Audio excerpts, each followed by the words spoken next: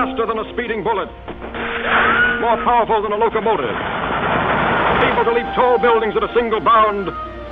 The infant of Krypton is now the man. The thing I love about comic books, it's visual, it's very visceral. At the same time, what makes it different from animation or a film is that it's very much like a book, because you can do it at your own pace. You are the one that's controlling sort of the flow of the action, and intimacy is a good way to put it. So for me, I think that's really why I love it, you know, and also the amount of detail that can go into individual panels and the amount of character that goes into even the line weights. You just don't see that so much, especially in an age where most animation is done digitally. So the lines are very uniform and perfect. And there's not the same quality of character. In Japan, that you have comic books that toddlers who are just learning to read can get into and appreciate, and characters that are sort of interacting with them on that level. And then you go all through the ages until you get like comic books for businessmen that they'll read on the train, comic books for housewives. In that way, I think Japanese comic books really sort of broke the mold, even in the United States. I first started reading them when I was 11.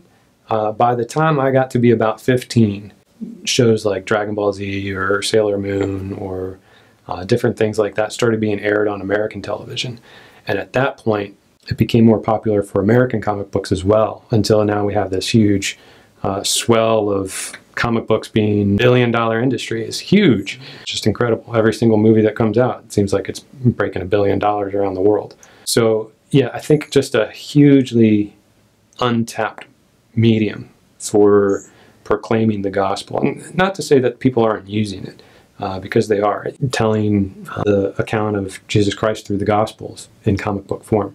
The vision that I have for it in the long term, using the serialization that Japanese comic books have, which is different than it is in the United States. Here, you know, you've had Batman came out in the 30s, and we're still making Batman comic books without an end.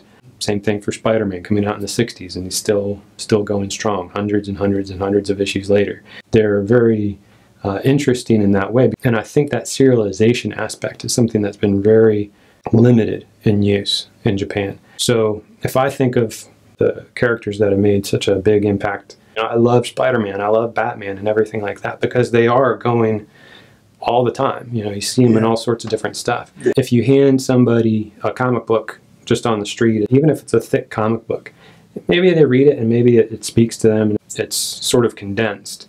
Whereas if you have something set up in a serialized fashion, then they start to grow and learn along with that character. So you can start to do longer form stories where the character really changes over time, and he's impacted by certain events. He's impacted by the power of Jesus Christ's redeeming work in his life. So you could tell, again, longer form stories of Christian testimonies. You can tell a very wide breadth of what happened in Jesus' ministry. You can do more allegorical stories like Lion, the Witch, and the Wardrobe, or Pilgrim's Progress, or original stuff, in unlimited capacity for storytelling in comic books.